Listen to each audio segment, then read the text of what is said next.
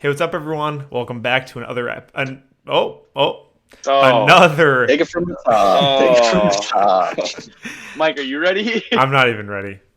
Hey, what's up, everyone? Welcome back to another episode of the Rally Podcast. That's not that easy to say. Episode 2, we're back with our bi-weekly podcast. Not one and done like last year, but I'm Mike White, the Boston-based Spikeball employee and RoundNet guy. Like content, like streaming, like polls.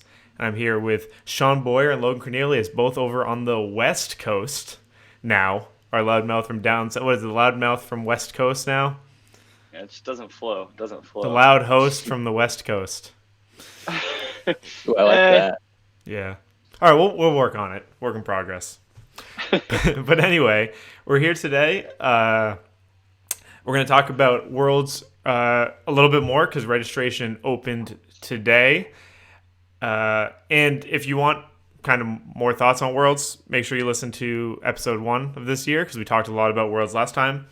Second, we're going to talk about improving in RoundNet because it's the off-season because I want to see how they improve also and see what they say on how to improve better. Like, just because we do certain things doesn't mean it's the best way to do things. Well, you're saying how to improve improving. How to improve your improvement, and yes. Perfect. How to improve your improvement. And then lastly, I posted on the SRA Instagram story about suggestions for questions and topics to talk. So I'm going to go through those quickly, maybe fire some quick ones over to Shaun and Logan. Thank you if you responded to that. I'm going to keep a list of all the things mentioned. So if I don't talk about it today, it doesn't mean we aren't going to talk about it in the future. But so thanks for sending those in. But let's get it started. Shaun, tell us about Worlds. World's going to be epic. I was actually registration, as you said, opened today, and it was pretty cool. I was getting butterflies. I went to the page and was looking at teams already registered, and you can have see the country next to it listed. And it's just crazy for me, who's been around for a while, coming from tournaments that were just 10 guys out in a park trying to have fun and see what happened. And now we're having the first ever international competition. I think it's going to be a little surreal for me and just a lot of people involved.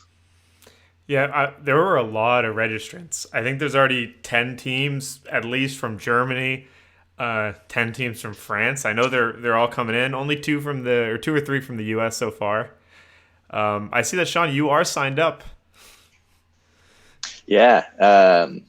So Skylar and I signed up for the individual tournament. We're both hoping to make the squad, the matches with the USA team, but considering that's a long shot, we decided we might as well have some fun that day and just play on the individual side regardless.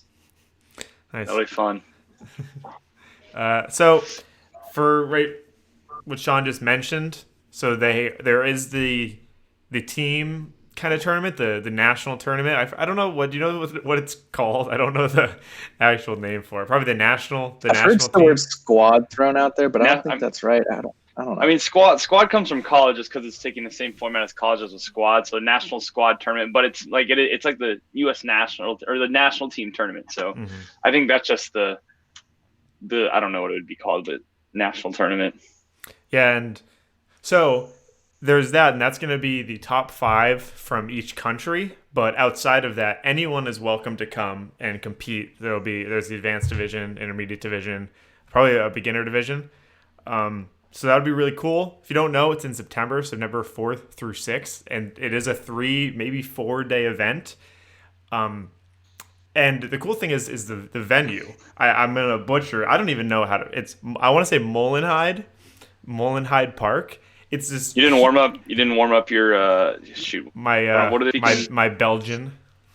Yeah, I don't think. Well, shoot, I remember what that is. I remember what they speak. I can't think of it on the top of my head though. So but it's Joe Bruin. Yeah, that really backfired. I can't even speak English right now.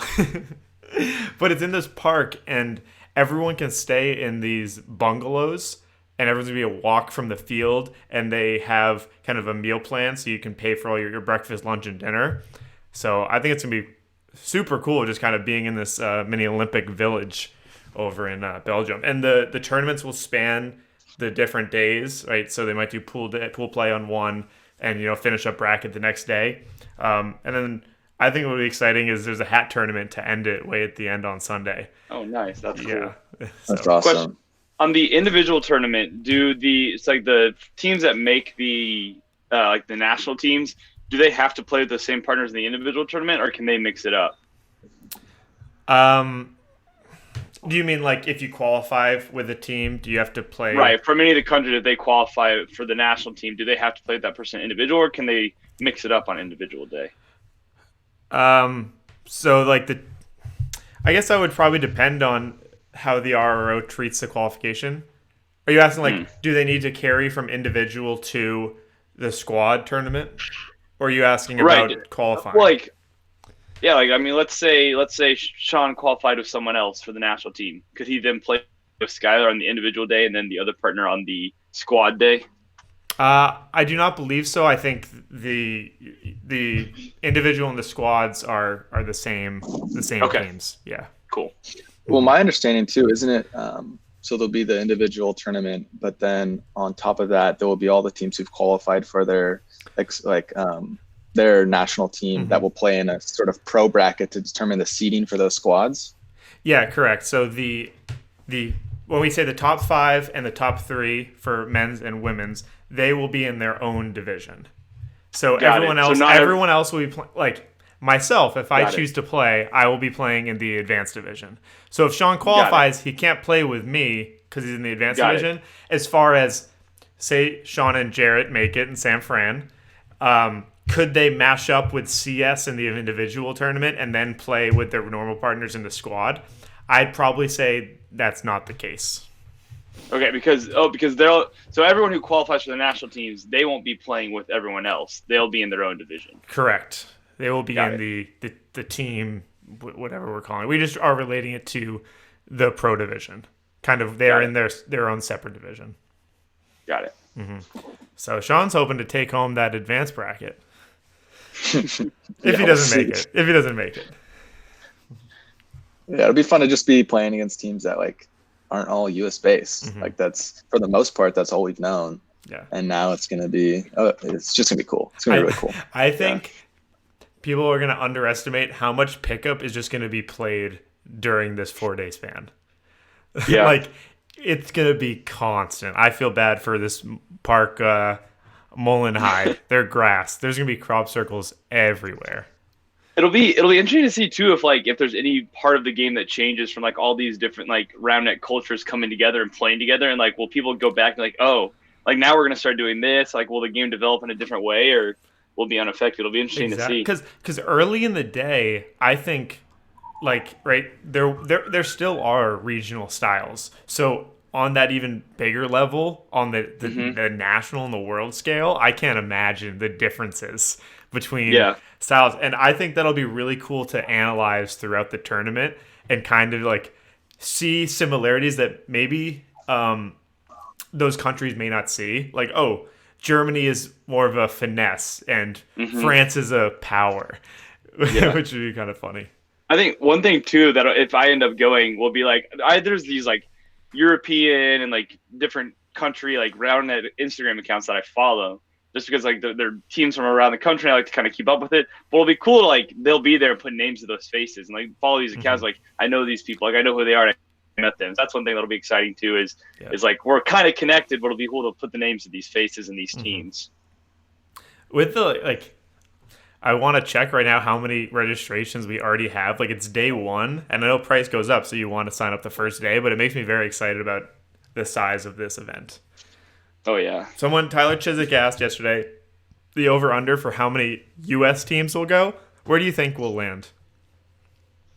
It's such a tough question because it is a lot to ask for U.S. based and really any country that's not in driving distance to make it out there. It's expensive. It's a lot of time off. So I'd probably aim low, but I might be just pessimistic on it. My guess would be maybe somewhere in the 30s, maybe. I think the over/under a little high to me. I think the over/under is probably around.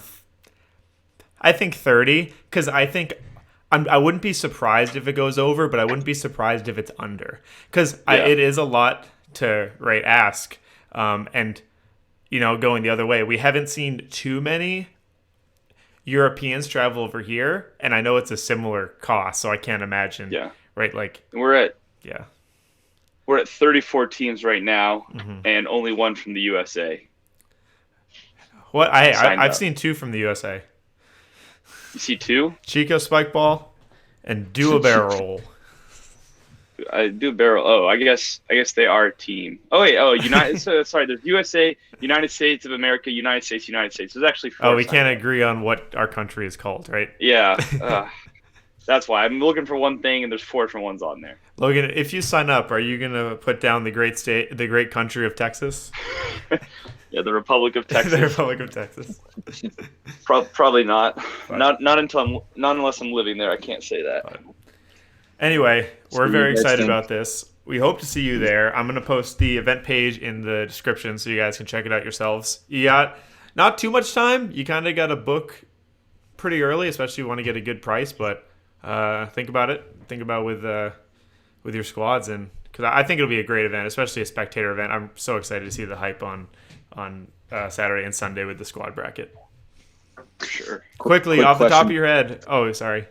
You got a quick No, question? go for it. I was I'll going to go right say, after off you. the top of your head, I assume you guys don't know much about the international scene. Name your top 5 in order of finishes Country? for country. I was gonna ask a similar question. I was gonna say like U.S. is a heavy favorite, but what countries come in second? USA, Canada, and then after that, I think I got to go. And this is squad, right? Mm-hmm. I think I got to go Germany for 3. And then I think I would take. I think I would take the UK, and then they're pretty active on social, so I'll go with the Czech Republic. Okay. Right? Yeah, that's what I'll say. I don't know. That 5 is tough. I could be overlooking someone. I mean, I don't know, and I feel like I'm not as informed as I wish I was about the European scene, and that's a 5 that I would have picked. Yeah. Yeah. I think there is gonna be a country that surprises us. I couldn't tell you who it is, but I think there's gonna be one that we're like, wait, what? And they make that top 5, and it'll be cool to see. Okay. Yeah, I mean, even at the European at Euros last year, like it was kind of a surprising first place in the individual tournament. I think they were from Denmark, ended up winning it, and I know kind of Germany and the UK were the favorites in that. And so, I mean, I think that lends itself to possible upset in the kind of the order we see things going. Yeah. Well, the interesting part too is these countries need to have depth because it is that sort of squad battle. It can't just be like, oh, we have the best team in Europe, we're gonna win. You need to actually come with like 3 to 5 teams that can actually ball. Yeah. Mm-hmm. Yeah, I think, and seeing as like I'm pretty confident about U.S. Canada, and then I think Germany may be closer to Canada than we think, and then I think it may be a little bit of gap there. I don't know how much depth the UK has. Like I know they have some high players. I don't know how much depth they have, and then we'll see after 4 and 5. I'm so like, I think I want to hope that Europe is like touching Canada, but I think Canada's sneaky really good. So Oh, yeah. I think it might be clear 1, clear 2, and then that battle for 3rd. Yeah. But I'm really hoping it. I think it's like a good thing. Like, I really want those European teams to be as good as Canada, but I also think Canada's really good.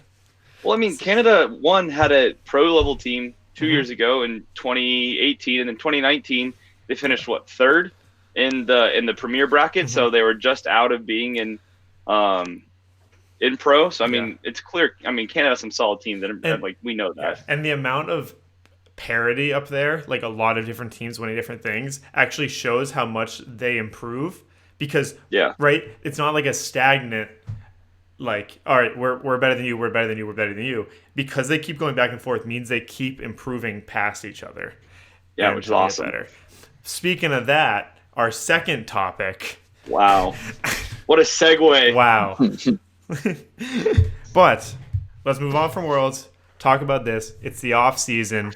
I know, Shaun, you said you've been playing a good amount, trying to get back in the game. Logan, you talked about a new kind of routine over in San Fran as opposed to Texas to get better. So I want to talk about things you do to get better, and then on the other side, do you think it's the most optimal way, or is it just more fun?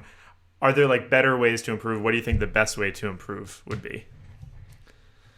Yeah, I know for me, I find that I often improve the most when I'm just doing like instead of playing games, like actually like doing and drilling different things. So obviously, like serving is a super important part of the game right now. So I'm trying to get in a habit of 2 to 3 times a week, just getting in a racquetball court and doing serves for 30 to 45 minutes, and then just kind of practice hitting and setting for 15 minutes. And then if I have more time, going over and going longer than that. But doing that where I'm able to just like sit in a court and then over and over again do that same motion and get that muscle memory. And it's good to put those things. I want to play at least once or twice a week if I can, but I found that just like drilling in a racquetball court, I get that muscle memory. I'm able to get a lot more consistency out of that than I am just by playing, because the reps are a lot more broken up when you play games and you don't get to build that muscle memory as much. And inevitably, like the will to win and like pickup games, like find like it rears its head. So it's like at this time, it's like I could practice to serve, or I could abandon that and go to what I know is comfortable and not practice because I don't want to lose. And so that's what I found, just like putting aside consistent time, just get into a racquetball court where I can just get a ton of reps on what I'm learning, especially when it comes to serve and hitting and setting to keep those crisp is something I like to do a lot. When you talk about how you want to win when you're playing pickup games. Do you think it would be a smarter idea to lose the pickup games but continue to work on what you're doing? Like, as far as I think a lot of the time we all are competitive and we want to win, but I think we also need to recognize that they are pickup games and you're just trying to get better. So it's probably better to do your new serve than just like, oh, let's try to win here. Yeah, and sometimes I do have that mentality, but I also see there's a sense in pickup games where you get to practice mentally, where like when you're behind, you get to practice that mental, like I'm behind here, I need to put my serve on now, like this is a clutch point. So it's like that balance of like, okay, do I want to practice like this physical maneuver, or do I want to actually practice like this mentality of winning? I'm like, I'm a big believer in like, there's a whole bunch of mentality where that comes into play and getting the ball on and playing and winning and just bringing your teammate up. And pickup games, when you are playing, sometimes you can practice and it's like, it's okay if you lose, but other times like, hey, this is situational round net where I'm down by 3, I got to put my serve on, or I got to try to an ace or make a defensive play right here. And that's something that it's good practice for. Yeah, I would completely agree with Logan on that. There is this tricky balance when you're doing pickup of like, how hard do you want to go? Because I agree, it's a little cliche, but you got to practice like you play. And so you want to get those reps where like at a tournament, you're so focused in that you can get that serve on, or you can make that defensive up. And trying to replicate that in practice is only going to benefit you in the long run. But it can be hard, and you don't want to take yourself too serious out there because you are just trying to get better. It's just those in betweens. For me though, the one thing I would add to Logan, I agreed a lot with what I've been trying to get out there and just do serves and get games with good people, but also practice your serve receive.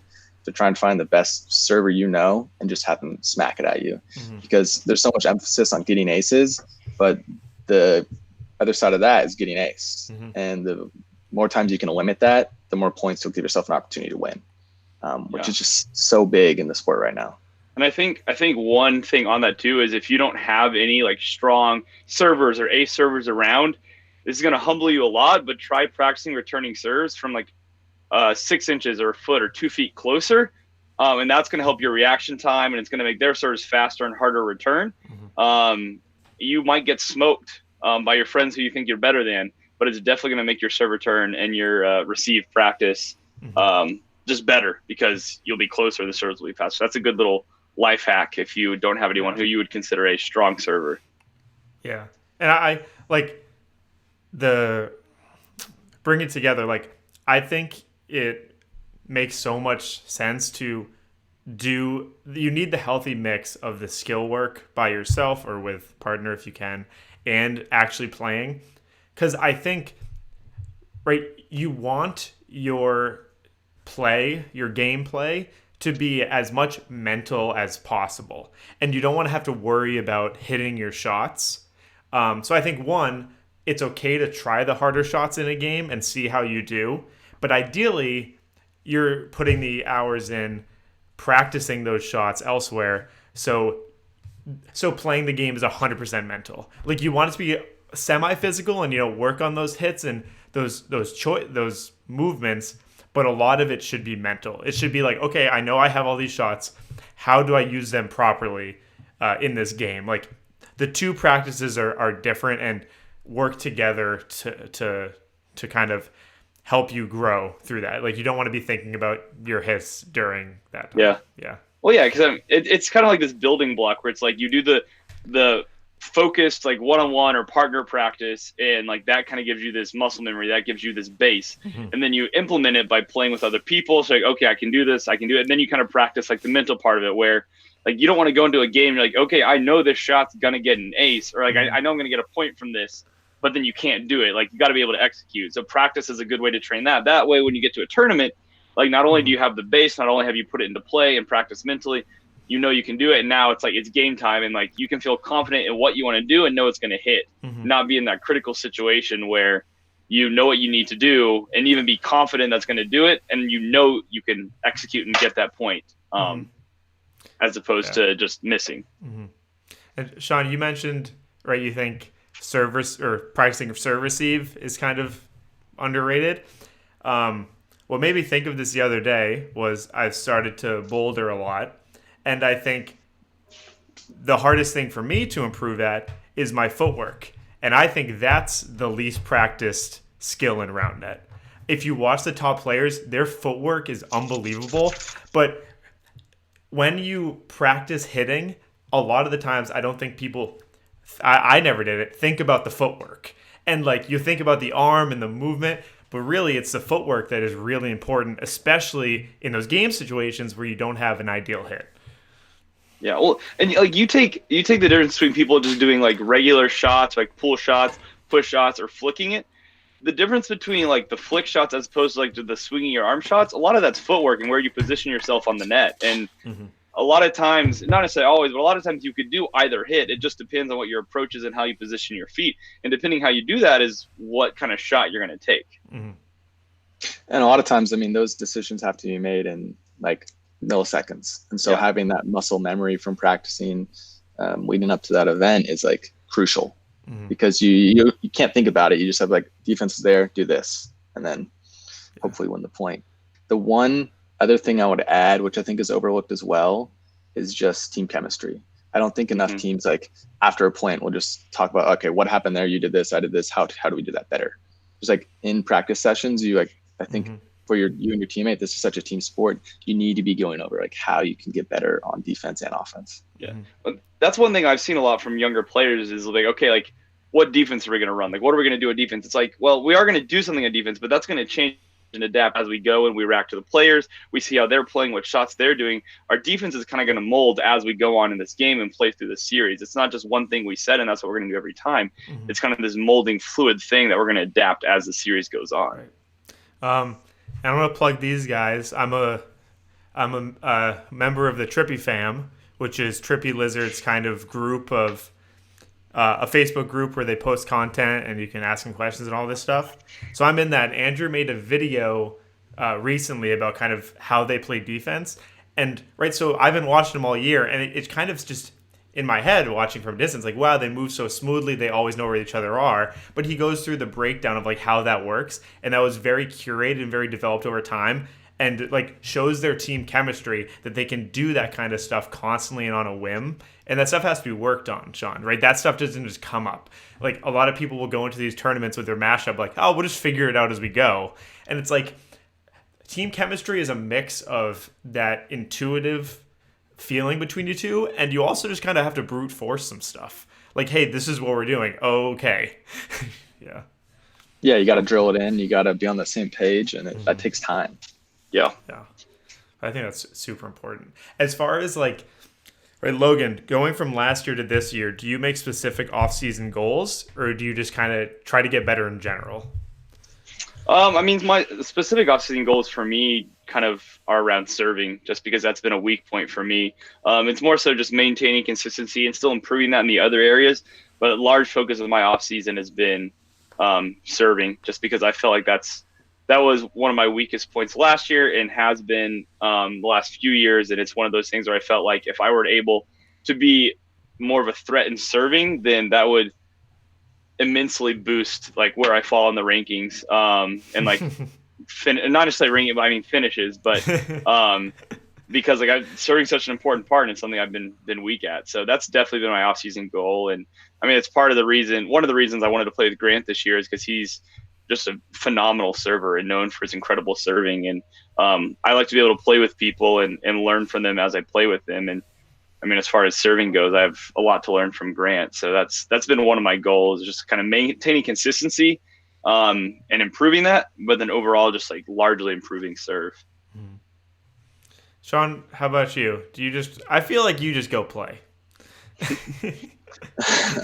Actually, I mean, I'm in the same boat as Logan. Like, I've got a lot of catching up to do just because I haven't competed for real in a few years. And so I wanted more variety with my serve, because a lot of people just know I'm going to hit it straight at you as hard as I can and see what happens. And it doesn't usually get an ace. So I need keep people guessing. The other goal was just, try and get back to a level of play that I was at, maybe even a little better, to keep up with people. Because, it's just offense is getting so precise and so technical, and reading players. There's a lot of players that haven't played before. So just understanding their tendencies and things like that. And I don't know, there's a lot you can do in the off season to try and I'll let you get guys up know. to the point you want to be. Sean and I, when we were together on a little trip, we were practicing our cut serves together. So watch out. Yeah, I'll let you know now. People Sean hit 0. He hit 0. He did not hit any, but we were working on him. That's the process. Yep, work in progress. That's right. But anyway, all right, guys. Thank you for those notes on improving. I hope, Logan, you get to 16th this year instead of 17th. That would be stellar improvement. That's like I think whenever I think about last season, I think it's as exciting as disappointment can be. Like there's this tier where it's like this is excitement, and there's like this is as disappointing as excitement can be. Like this is all excitement. And then this is like disappointment, and like this is as exciting as disappointment can be. To like finish where we did last year, it's like wow, like it almost feels good, but then it's like well, no, then it doesn't. So that's definitely it's definitely a motivator going into the season. Throwback. That's how I felt in 2016 was it? Like we just were constantly like that. Like I think it was like the 11-12 spot, and we kept losing to like top 10 teams, and it would just be like, all right. That's it. That's how it goes. You just like you go to a tournament, you beat a team you're supposed to beat, and then you lose to a good team, and you're like, okay, but it's hard to get over that hump sometimes. Yeah, and that's like one thing. It's funny though. Last year, it's like I had my highest finish I've had getting second place last year, but it was still like one of the most disappointing seasons I had just because of a lot of other results. Yeah.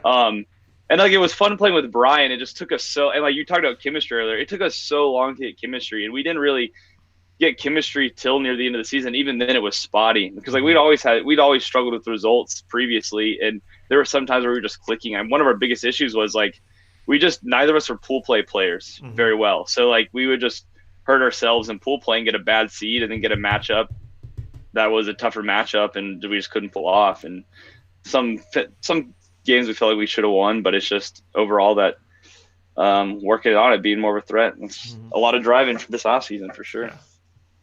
All right, so Stay now hungry. Gonna move over to this Instagram story. I got some ones while we were going. Got a lot of just some generic ones to talk about, and we'll probably have more stuff like that in future podcasts. But I see some high school roundnet stuff, and I know Logan's knows some stuff about that. So I'll let you talk about that while I scan the rest.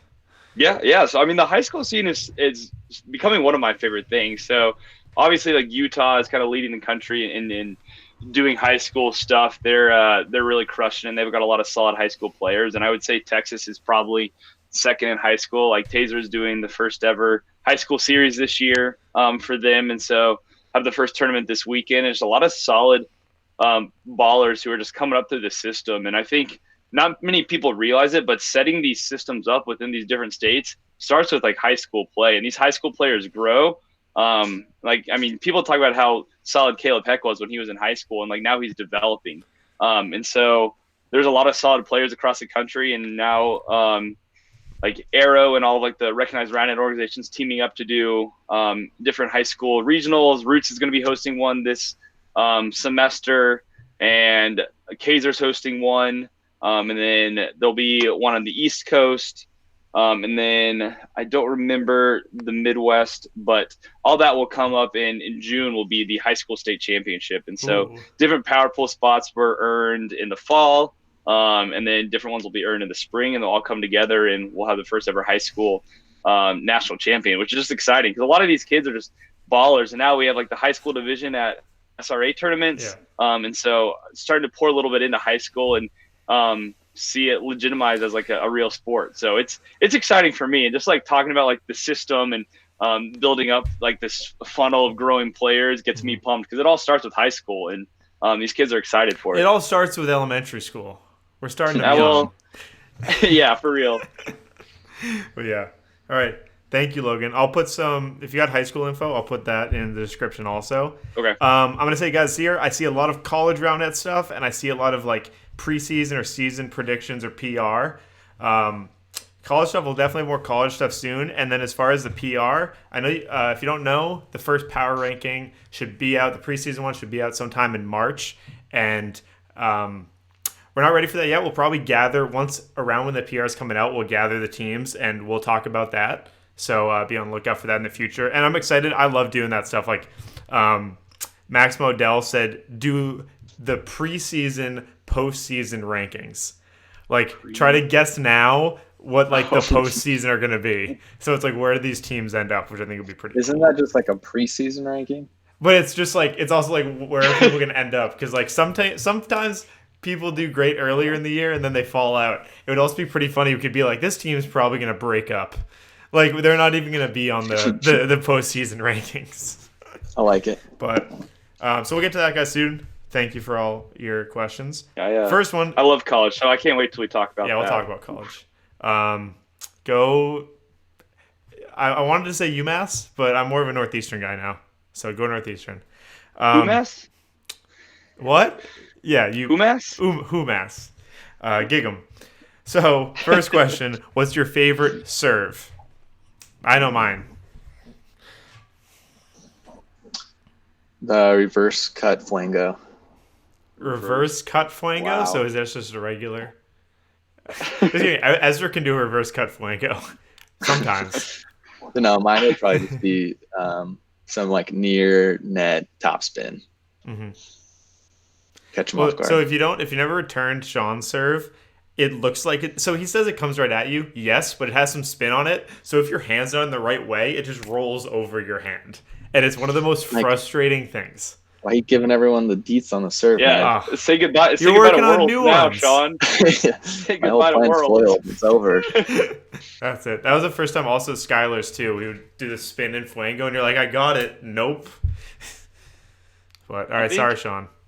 You'll have to get your aces some other way. I got variety. I'm not worried. I'm taking Shaun to Cut Academy, so we'll get him trained up. He's flunking out right now. Yeah. I think for me, it would either be the jam, just because that's, it's been with me through thick and thin. It's what I've always done. And then the flango drop. I'm a big fan of the flango drop. I think where you reach in illegally or the normal distance? Where it's legal, the legal one. Although I like the illegal one if it's dirty and no one catches it. That's nice back serve. in the day, it was the goat serve. You would hit it from like 3 feet away. No chance. Impossible. Daisy, my favorite, easily the jam serve. I think it's so satisfying because in a time where like you can hit all these crazy angles, it's just like, hey, can you react fast enough? And sometimes it's hard because like it's just you're Yeah. just caught in there. But I think it's so satisfying just to rip it at someone's body and they just can't get it. It's like, hey, I hit the ball right at you and you couldn't return it. Joke's Yeah. on you. Yeah. But next, tough one. Where in the world is round neck growing the fastest? I'll say my answer. My answer is just the U.S. We see growth everywhere, but just the U.S. is just going to keep compounding interest on each other. Like, as it keeps growing, it's going to keep growing faster and faster. So the rate, although we already have a big player base, I think the rate's just going to keep going and going. It's Agreed. interesting. It's kind of like how you define growing, though. And are we talking about We're talking about year-over-year purely, percentage. like, Year-over-year percentage. are we talking about like people who own a set or like people who go out to tournaments? Because I would argue that like Europe has the countries out there growing faster than here, just in terms of the sport and people like checking out events going year over year. But yeah, if we're talking purely equipment in hands, probably yes. Yeah. Why not both? I mean, I think my guess would be similar to like what I guessed is like the world finishes. Like I don't want to say U.S. is growing, then Canada, and then Germany, and that's just kind of I don't really have the numbers behind that, but that's just like the gut feeling, which I don't know how much and then that's. I mean, it's Republic probably of Texas. That's right. Hey, it really is growing so fast, which is cool. But Yeah. I mean, I could talk about Texas Rounded all day, so don't get me started, Mike. That's a different podcast, Logan. That's a Yeah. different podcast. Got Yeah. one. Can anyone but Boisterous stop CS from winning 2020 Nationals? But that also has the assumption that Boisterous can. So can that's Boisterous also, I mean- and can anyone else? Anchor did it. What? Did they do it twice? They've done it twice now, so it's like Anchor definitely can. Yeah, I think you should take Boisterous out of that and put Anchored in. Yeah. I think so. I think last year I was very confident CS would win it all. I'm not as confident this year. The way the sport's growing, I think people are going to see some new things, and it doesn't seem like CS is. And obviously, there's a new season coming. Who knows what they've been doing in the off season? But even throughout the year last year, their serves were still very good, but weren't necessarily developing like other team serves, like some of the newer teams. So we'll see what they come up with and how they're maintaining. But I wouldn't be surprised if they don't claim the throne this year. Yeah. We'll also have to see how, like, I guess other teams. I think as it's at the top, it gets so thin as far as like the margins. You know what I mean? And teams get up there. So like, if anything, right? Like, I think there might be like, I'm not sure if I want to say like a lot of teams are gonna catch up and challenge them more, or it's just like one team is gonna be like on the doorstep. Whether that's Boisterous, which will probably be, because I think Caleb's gonna just like Caleb's year-over-year percentage growth is incredible. That's where Roundnet's growing fast. Roundnet's growing the fastest with Caleb Heck. So I think that's gonna be crazy. And I think another team will sneak in, but I really don't know who right now. Flexual, Jarrett, and Travis gave them a tough run at Nationals in their semifinals, but they're not playing together this year. So, I think so Travis is now playing with Coleman. I think that they're going to be really good, but I think Jarrett just has such a skill set that kind of counteracts CS a little bit with his great serve return and control that, you know, maybe if Flexual was together one more year, they'd be able to do it. And like when Travis is hot, like his serves are deadly. So like Jarrett's consistency and paired with that like fire that Travis can have, it's definitely a deadly combo. Yeah. So we'll have to see, and we'll talk more about those other teams in a future episode.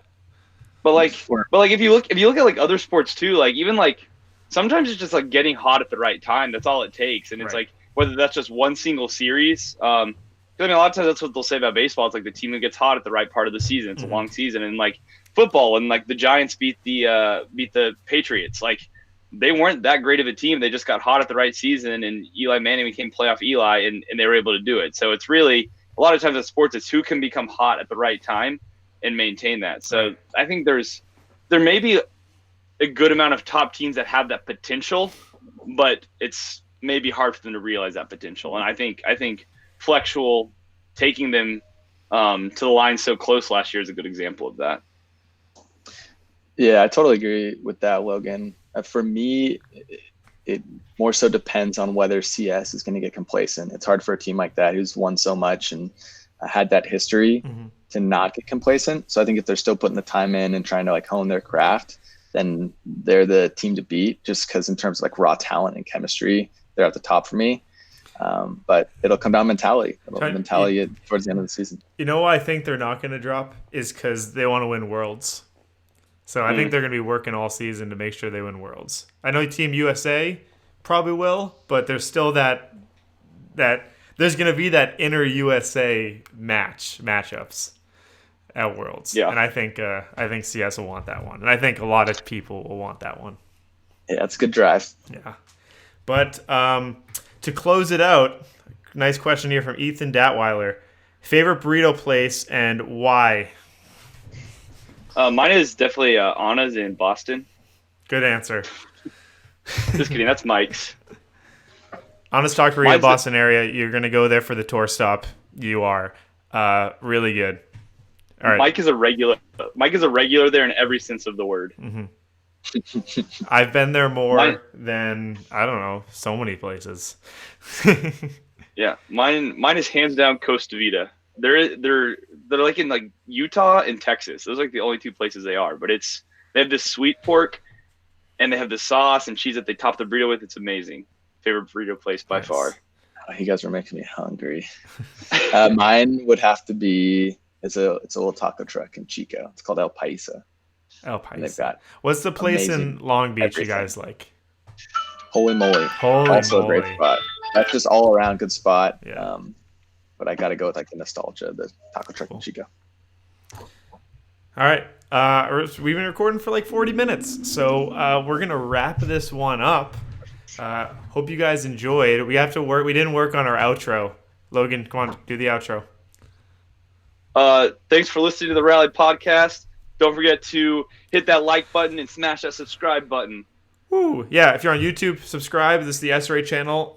So this is where games will be posted throughout the year. We're also on Spotify if you're listening there, as well as iTunes. So subscribe on both of those. Pretty cool. And comment your favorite color of Spikeball set in the comments. your favorite custom set.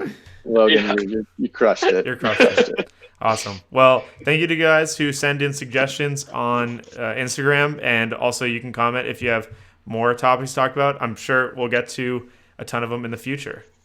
But thanks for listening. We'll see you in 2 weeks. Peace.